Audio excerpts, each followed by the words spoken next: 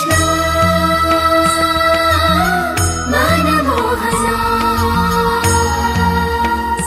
नम्मा गोपाल नम्मा कृष्ण। কখনো কোনো বৃক্ষকে দেখেছেন? এই ধরিত্রী থেকে ততটুকুই জল নেয় যতটুকু তার প্রয়োজন।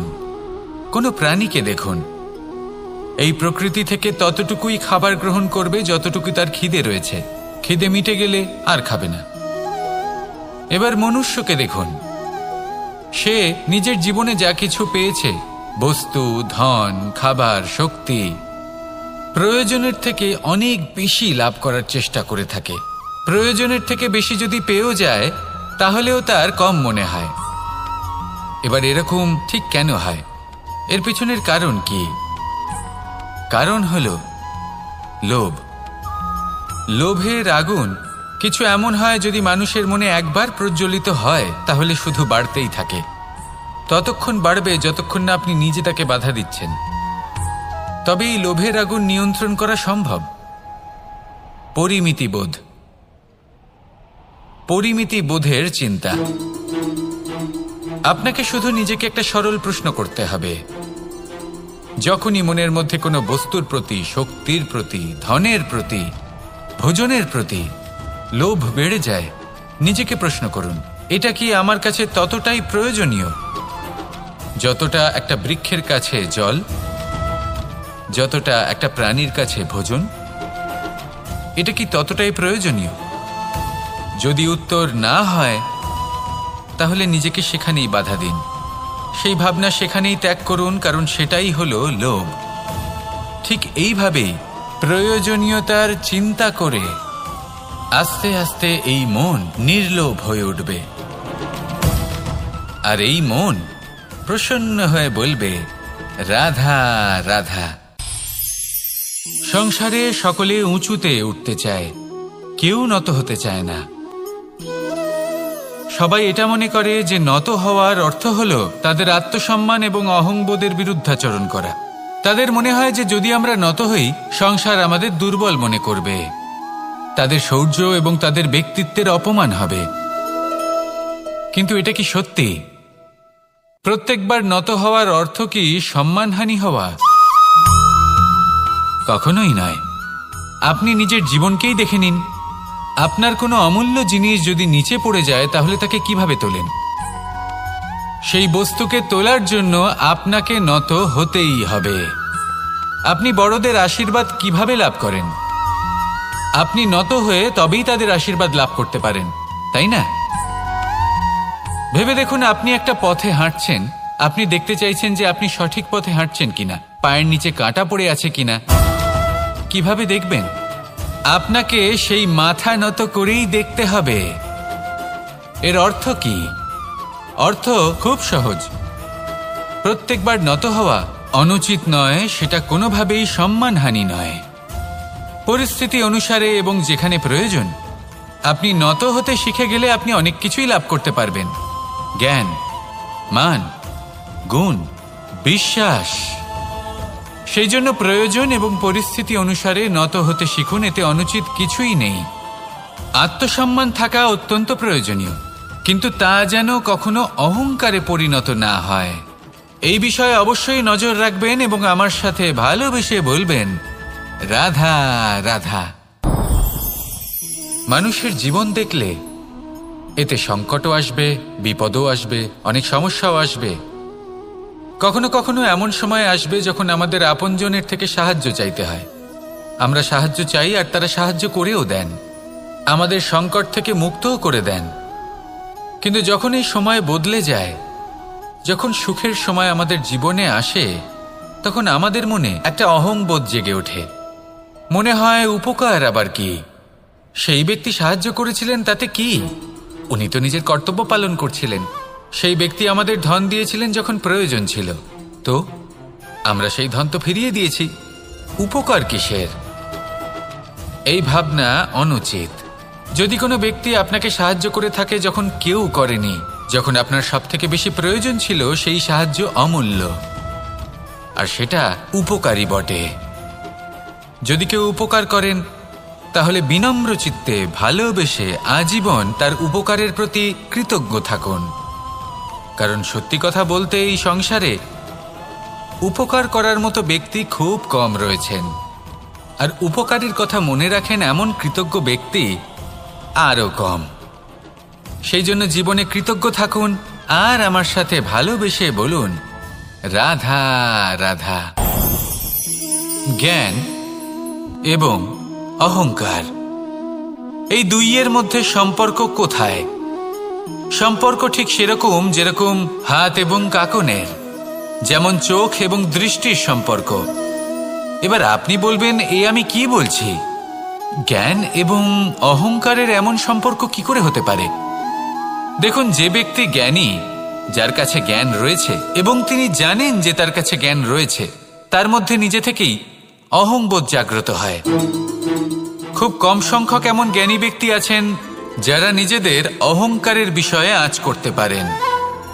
প্রকৃত জ্ঞানী হলেন তিনি, যিনি নিজের জ্ঞানের সদ্ব্যবহার করে অহংকারকে দূর করেন।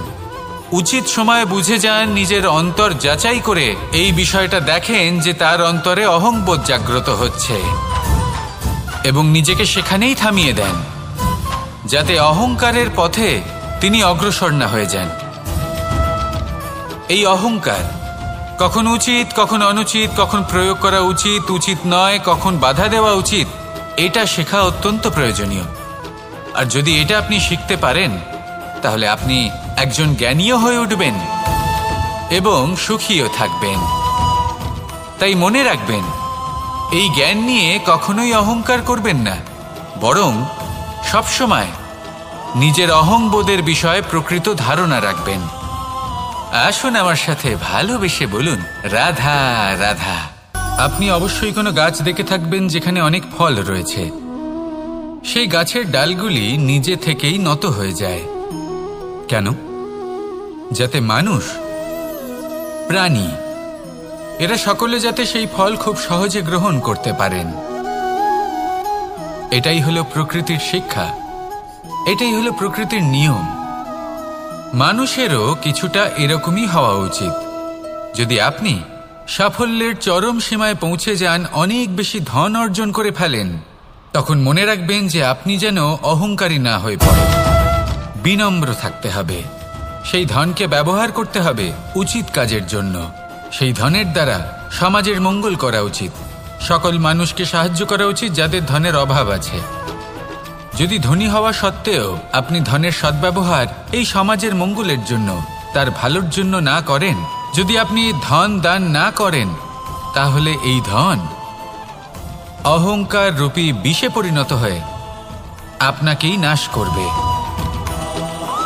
তাই ফলে ভরা গাছের মতো নত হয়ে থাকুন, বিনম্র হয়ে থাকুন, দান করুন আর আমার সাথে ভালোবেসে বলুন রাধা রাধা। যদি আমি স্থির করি, যদি নিশ্চিত করি একটা মূর্তি গড়ে তুলব, আর কিছুক্ষণ সেই কাজটা করে আবার কিছুক্ষণ পরে বন্ধ করে দিই, আবার কিছুক্ষণের জন্য কাজটা করে আবার সেই কাজ বন্ধ করে দিই, আবার কিছুক্ষণের জন্য কাজটা করে বলি ক্লান্ত লাগছে, কিছুক্ষণের জন্য বিশ্রাম নিয়ে নিই, যদি এইভাবে আমি কাজটা করি, তাহলে কি এই কাজ উচিত সময় এবং উচিতভাবে সম্পন্ন হবে? কখনোই নয়। শুধু তাই নয়, যে কোনো কাজ যদি পূর্ণ করতে হয়, উচিতভাবে করতে হয়, উচিত সময়ের মধ্যে করতে হয়, তাহলে প্রয়োজন সততার এবং অখণ্ড প্রচেষ্টার। সততা ছাড়া আপনি যে কাজই করুন না কেন, উচিত সময় তা সম্পূর্ণ হবে না, আর মনোবাঞ্ছিত ফল আপনি কখনোই পাবেন না। তাই যে কাজই আরম্ভ করুন না কেন, সততার সাথে এবং অখণ্ড প্রচেষ্টার সাথে করুন। তখনই কর্ম এবং তখনই এই জীবন সফল হবে এবং এই মন প্রসন্ন হয়ে বলবে রাধা রাধা। বিন্দু বিন্দু জলেই সাগর নির্মাণ হয়। এবার এই কথা আমরা সকলে জানি। আপনি কি এই কথাটা জানেন যে ছোট ছোট সুখের দ্বারাই বড় সুখ লাভ করা যায়? একজন বাবাকে দেখুন, সন্তানের জন্ম থেকে তার যুবক হওয়া পর্যন্ত তার সাথে ছোট ছোট সুখ যাপন করেন। এই ছোট ছোট সুখগুলি তাদের প্রেমের সম্পর্কে গভীরতা নিয়ে আসে এবং প্রেমের এই গভীরতা তাদের জীবনে বড় সুখ নিয়ে আসে। এটা ঠিক সেই রকম যেরকম বিশাল এক সমুদ্রে, গভীর এক সমুদ্রে অমূল্য রত্ন খুঁজে পাওয়া যায়। এটাও ঠিক সেই রকমই। সেই জন্য জীবনে বড় বড় সুখের খোঁজ করতে গিয়ে সময় নষ্ট করবেন না। এই যে ছোট ছোট সুখ আছে, এগুলোকে যাপন করা শুরু করুন, এগুলোর আনন্দ লাভ করুন, এগুলো নিয়ে উৎসব পালন করুন। প্রেমের গভীরতা বুঝুন আর এই গভীর প্রেমে মন নিমজ্জিত করুন। তারপরে দেখুন এই মন আর এই জীবন সুপ্রসন্ন হয়ে বলবে, রাধা রাধা। কথায় আছে, অন্ধকারে প্রদীপ প্রজ্বলিত করলে চতুর্দিক আলোকিত হয়। কিন্তু যদি এই প্রদীপ আমি সূর্যের আলোর সম্মুখে সকালবেলায় প্রজ্বলিত করে রেখে দিই, তাহলে কি হবে? আপনি বলবেন যে এটা করে তো কোনো লাভই হলো না। সূর্যের প্রকাশের সামনে এই প্রদীপ আসলে কিছুই নয়। এবার এই চিন্তা ভাবনা প্রত্যেক দিন করতে হবে আর একটা অমূল্য শিক্ষা পেতে হবে। মনে করুন যে আপনি মহাপুরুষের সামনে বসে আছেন, কোনো মহাজ্ঞানীর সামনে। তাহলে সেই ব্যক্তির সামনে নিজের জ্ঞানের প্রদীপ প্রজ্বলিত করবেন না, নীরব থাকুন আর সেই ব্যক্তির সূর্যের প্রকাশের মতো জ্ঞান প্রাপ্ত করুন। যতটা পারবেন জ্ঞান লাভ করুন। যদি এমন কোনো সময়, এমন কোনো স্থানে আপনি আছেন যেখানে চতুর্দিক অন্ধকার, কারোর কাছেই জ্ঞান নেই, সেখানে নিজের জ্ঞানের প্রদীপ প্রজ্বলিত করুন। এমন করলে দুদিক থেকেই আপনার লাভ হবে। আপনার জ্ঞান প্রাপ্তিও হবে আর জ্ঞানের সঠিক প্রয়োগও করতে পারবেন। আর এই মন প্রসন্ন হয়ে বলবে, রাধা রাধা।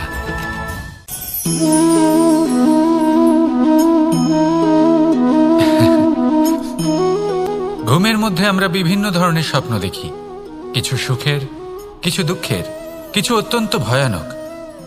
কিন্তু সত্যি কথা বলতে এর উপর আমাদের কোনো নিয়ন্ত্রণ নেই।